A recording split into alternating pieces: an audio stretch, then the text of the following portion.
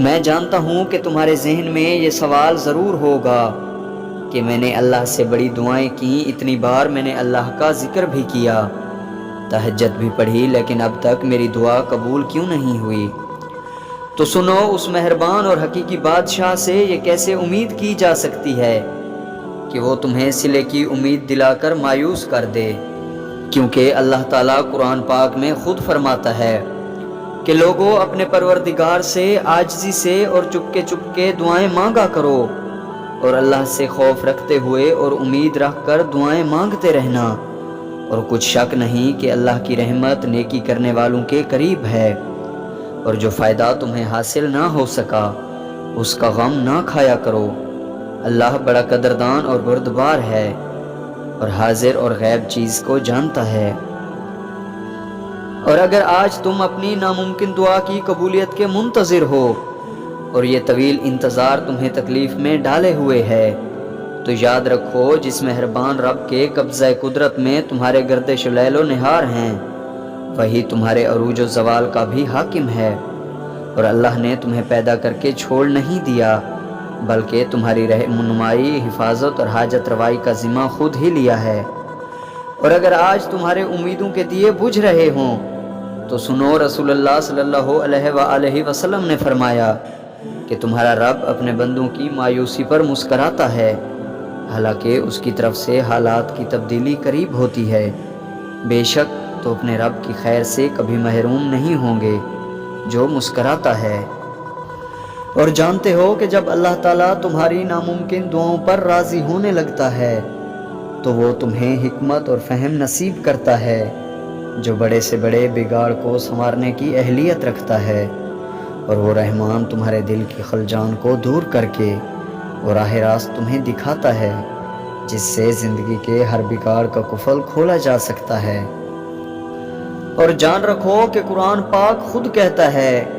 کہ یہ اللہ کا فضل ہے کہ جسے چاہتا ہے عطا کرتا ہے، اور وہ بڑا فضل کرنے والا ہے۔ اور ہم نے تم کو نشانیاں صاف صاف دکھا دی ہیں کہ شاید تم عقل سے کام لو۔ اور یاد رکھو کہ جب کبھی قبولیت کا شک تمہیں کمزور کر رہا ہو اور رنج و غم اور فکر و پریشانی کا بوجھ تمہاری حساس طبیعت کو کچلنے لگے، تو یاد کرو وہ وقت جب اللہ تعالیٰ نے حضرت موسیٰ علیہ السلام کو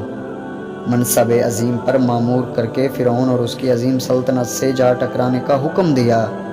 تو اس وقت حضرت موسیٰ علیہ السلام تنہا ایک جابر اور قاہر طاقت سے ٹکر لینے کی ہمت نہیں پا رہے تھے۔ تو اس وقت انہوں نے اللہ سے یہ دعا کی کہ اے میرے رب، میرے لیے میرا سینہ کھول دے اور میرے لیے میرا کام آسان کر دے۔ تو اللہ تعالیٰ نے ان کے لیے وہ حیران کن معجزے کیے کہ دنیا حیران رہ گئی۔ اور جان رکھو کہ اللہ تعالیٰ قرآن پاک میں خود فرماتا ہے کہ یاد کرو وہ وقت جب ہم نے سمندر کو پھاڑ کر تمہارے لیے راستہ بنایا اور پھر اس میں سے تمہیں باخیریت گزار دیا۔ تو یاد رکھو کہ تدبیر امر کا سارا اختیار اللہ ہی کو حاصل ہے۔ تو تم اپنی زندگی کے ہر چھوٹے اور بڑے معاملات کے لیے اپنا دست طلب اس کی طرف بڑھاؤ، اور جو لوگ اللہ کے فضل کے امیدوار بن کر اس کی رحمت سے اپنی توقعات وابستہ رکھتے ہیں، انہی کی دعائیں ناممکن کو ممکنات میں بدل دیتی ہیں۔ اور جان رکھو کہ کن لوگوں کی دعا کو اللہ تعالیٰ جلد قبول فرماتا ہے۔ تو سنو، میرے نبی کریم صلی اللہ علیہ وآلہ وسلم نے فرمایا کہ جو اپنے رب سے زیادہ مانگتا ہے اللہ اس سے راضی ہوتا ہے۔ دعا تمہارا اللہ سے رشتہ جوڑ دیتی ہے، دعا تمہیں اپنے خالق کے قریب کر دیتی ہے۔ اور جان رکھو کہ جو ذات ہر چیز سے بے پرواہ ہے، وہی مہربان ذات جب تمہاری پرواہ کرنا چاہتی ہے